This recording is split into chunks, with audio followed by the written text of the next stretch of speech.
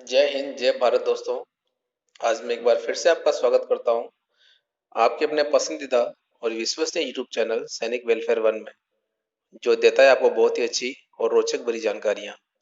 तो दोस्तों, आज मैं बहुत ही अच्छी एक जानकारी लेके आया हूं कि सीएसटी यानी कि कैंटीन स्टोर डिपो से कार खरीदने के नियमों में भारी बदलाव। जल्दी होगा नया नियम लागू, लेटेस्ट अपडेट। तो दोस्तों, ये जानकारी बहुत ही अच्छी है और इस जानकारी को पूरा देखने के लिए इस वीडियो को अंत तक देखें और ये आपके लिए बहुत फायदेमंद है। दोस्तों, बढ़ते हैं जानकारी की तरफ। जानकारी की तरफ बढ़ने से पहले सभी दोस्तों से रिक्वेस्ट है, कृपया करके मेरे यूट्यूब चैनल को लाइक करें, सब्सक्राइब करें और बेल के आइकन को जरूर दबाएं ताकि मैं अच्छी अपडेट के साथ आपके साथ कंटिन्यू बना रहा हूं। तो दोस्तों, ये जानकारी मैं जो आपको दे रहा हूँ एक लेटर के माध्यम से दे रहा हूँ। ये लेटर आपके सामने है। ये लेटर 1 अक्टूबर 2020 का है और ये कैंटीन सर्विसेज का लेटर है। इसके का सब्जेक्ट है वो है रिव्यू ऑफ कार पॉलिसी, यानी कि सीएसडी कैंटीन से जो कार खरीदी जाती है उसकी पॉलिसी के अंदर रिवीजन किया गया है। ये नंबर 3 पैरा में इसमें दिया हुआ है। नंबर 3 पैरा के अल्फा में फर्स्ट में है pay level 3A to 6 including retired and widows as applicable. यानी कि दोस्तों, इसके अंदर जिसका पे बैंड 3A से लेकर 6 तक है, चाहे वो रिटायर्ड पर्सन हो और चाहे वो सर्विस पर्सन हो और चाहे वो विडो हो, ये एप्लीकेबल है। इसके अंदर जिस कोस्ट की हम कार खरीद सकते हैं वो 6 लाख तक की कार है, जो टैक्सेस के साथ में इंक्लूडिंग है। 6 लाख तक की कार वो बंदा 3A से लेकर 6 तक जिसका पे बैंड है वो खरीद सकता है। और इसके अंदर ये पॉलिसी दी गई है, इसमें जो प्रायोरिटी दी गई है, इसमें दिया हुआ है कि first car in service and second car after retirement. First car after 5 years of service, gap between purchase of two car to be 8 years। यानी कि दोस्तों, इसके अंदर जो फर्स्ट कार जो सर्विस पर्सन है, जो हमारे इंडियन आर्मी का सोल्जर है, फर्स्ट कार तब खरीद सकते हैं जब उनकी कम से कम 5 साल सर्विस हो चुकी हो, तभी वो सीएसडी कैंटीन से कार खरीद सकते हैं। और सेकंड कार वो खरीद सकते हैं आफ्टर रिटायरमेंट। पर दोनों कारों के बीच में जो परचेज डेट है उसमें 8 साल का फर्क होना चाहिए। यानी कि एक कार और दूसरी कार 8 साल के गैप से ही खरीदी जा सकती है। नंबर 2 इसमें दिया हुआ है for widows. If the late husband had purchased a car each while in service and after retirement there, the widow will not be eligible to buy a car. In case late husband had purchased only one car while in service, then widow can buy one car for CSD after a gap of 8 years from the date of last purchase।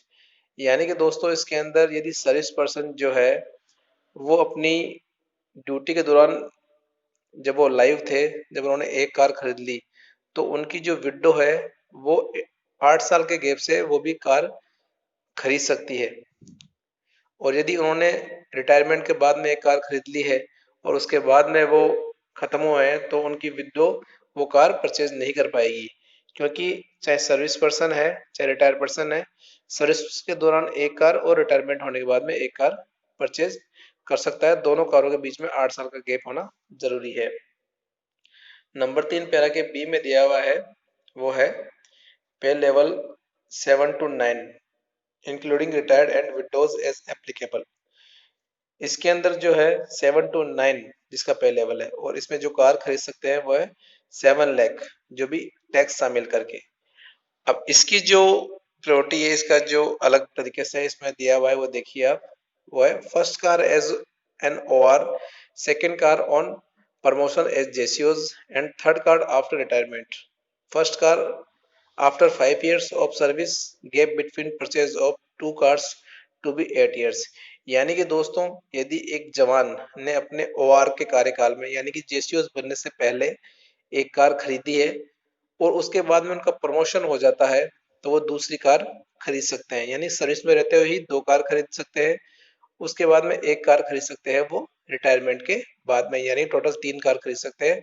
इन तीनों कारों के बीच में 8 साल का gap होना चाहिए, और जब वो पहली कार खरीदते हैं उस समय उनकी सर्विस कम से कम 5 साल होनी चाहिए। और अब इसके अंदर दिया हुआ है for widows. If the late husband had purchase a car each while in service as well as after retirement, then the widows will not be eligible not buy a car।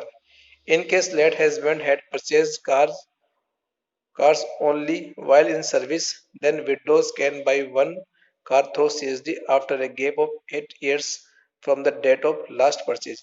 यानी वो नंबर ए पैरा की तरह ही है कि यदि service में रहते हुए ही उन्होंने एक कार खरीदी है, जो लेट हस्बैंड है उन्होंने सर्विस में रहते हुए एक कार खरीदी है, तो उनकी विडो उनके खत्म होने के बाद में एक कार और खरीद सकती है। यदि उन्होंने एक कार पहले खरीद ली है तो वो कार खरीद नहीं पाएंगे और इन दोनों कारों के बीच में 8 साल का गैप होना अनिवार्य है। अब इसके अंदर जो दिया हुआ है सी के अंदर, पे level 10 to 18 including retired and widows. अब जिनका पे लेवल क्या है, जिनका पे लेवल 10 से 18 है, उनके लिए है 15 लाख तक की कार वो खरीद सकते हैं और हर 8 साल में वो एक कार खरीद सकते हैं, चाहे वो सर्विस में हो चाहे वो सर्विस में ना हो। और अब लास्ट है इसके अंदर डी में serving officers and civilian.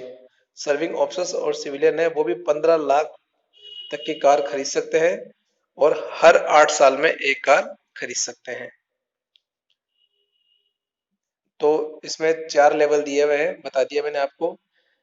The new policy will effective from 1 नवंबर 2020। यानी कि दोस्तों ये जो न्यू पॉलिसी बनाई गई है ये 1 नवंबर 2020 से लागू होगी। जिस पॉलिसी का विवरण मैंने आपको बताया है ये 1 नवंबर 2020 से लागू होगी और इसका जो रिवीजन किया गया है, रिवीजन आगे मैंने दिया है किस लेटर का इसमें रिवीजन दिया गया है।